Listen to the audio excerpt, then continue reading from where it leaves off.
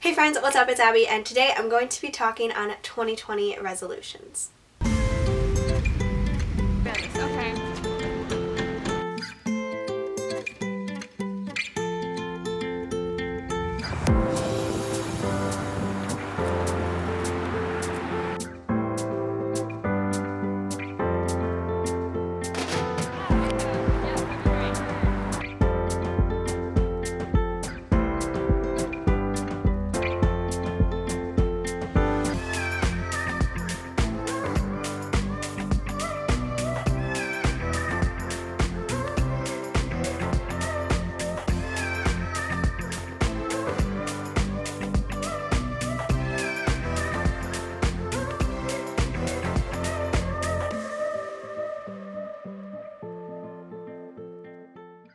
Okay, so I just had to do a quick recap of 2019, but one of my focuses this year is focusing on moving forward, so let's do that.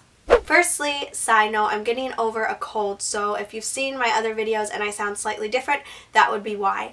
Secondly, I just definitely used to be into resolutions, getting on this topic now. During childhood, I was definitely that kid that was super motivated for the next year to just like plan out all these goals and be like, this year is going to be amazing, and these are the things that I want to get done. However, here's my thing now.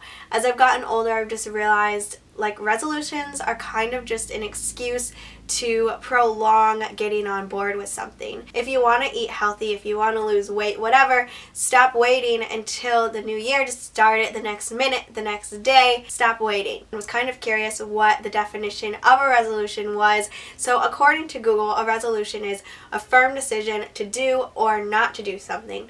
But I would say to the rest of the world, we kind of just view resolutions as goals. And for me, a goal has to be something that's measurable and is done by a very specific time period, because otherwise it's just kind of a hope or a wish, you know? So I'm not really sure where resolution came from, why we say that necessarily, because it seems like it's not really a firm decision, yes or no.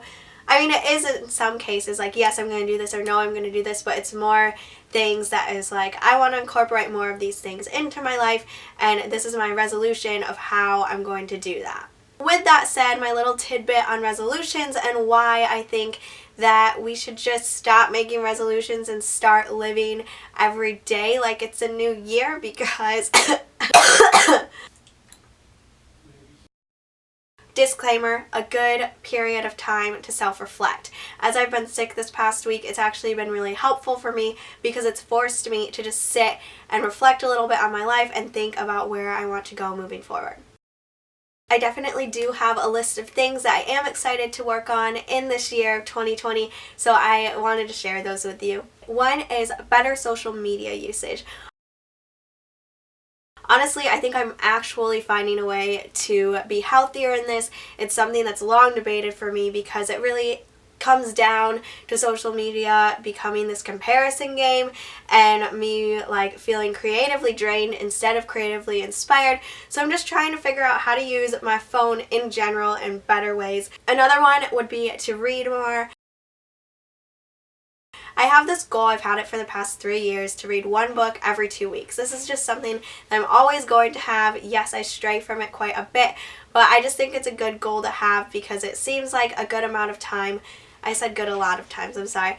But it just seems like an excellent amount of time for one book for me at the moment with school and life balance. With that said, I really do want to start honing into what my major is, which is business administration, with a focus in climate change and environmental biology kind of, which is not like a minor but something personally. So I want to read a climate change and a business article every day. Next, keeping up with my Spanish.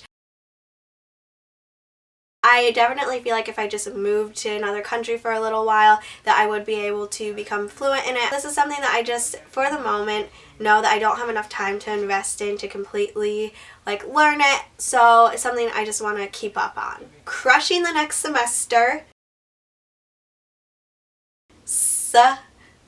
Lots of semesters. Oh my gosh. It will be okay. Loving more.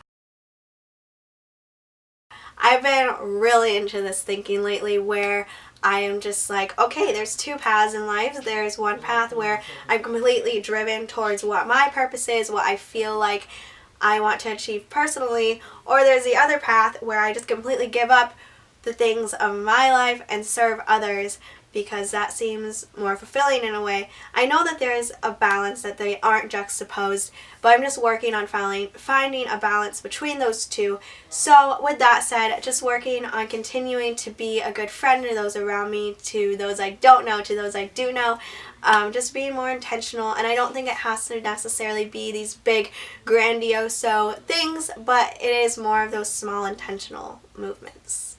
This one, vegetarian? Once again, Netflix documentaries have hit me in the feels. I need to do more research. I do know my energy levels in general have just been really low. I think I'm lactose intolerant. I think a lot of people are, but also like maybe meat has been having an effect on me. So for the environment and also for myself, I want to try eating a lot more plant-based things, and I pretty much eat vegetarian when I'm home by myself. It's just when I go out to eat I don't necessarily, so I'd like to be more intentional with that. And it's not like I'm going to go all stricto on it. Like if someone makes me food and it has meat in it, I'm going to probably eat it. But I do, on a personal level, just want to be more aware of what I'm eating and how it's affecting my body. And finally, consistent Jesus time, consistent creativity, consistent working out, and really just consistency overall with my routine. Last semester was a hot mess. I was like working random days. I was doing schoolwork on very random days, trying to fit in all these things amongst trying to explore New York. So this semester, I really just want to have a set routine and get into that habitual thing, because I've never really been a person of hard habits. I've always been really busy, but they've been more inconsistent things. So this semester I really want to focus on getting into more of a routine with going to bed and waking up and having consistent time to do things. I've always felt like getting into a routine can be kind of boring and not as productive, but I'm actually starting to lean more towards the very opposite, in that getting into a routine can and is the most productive for you because you're doing the same thing frequently and your brain is getting trained right and all of those things. In conclusion, I am so stoked for 2020. When I look back at 2019, it was really good and also really hard and challenging. But now we're here and Maddie and I are in NYC and that's amazing. So I'm really excited for all that this year has to hold. I'm curious to hear your thoughts on 2020 and whether or not you have any goals or resolutions or things that you're looking forward to. Let me know what you think in the comments down below, and please don't forget to hit thumbs up and subscribe if you like this video, and follow me on Instagram so that we can keep in touch. I hope you guys are having a great day and have had an awesome 2020 so far. I will see you in my next video. Bye!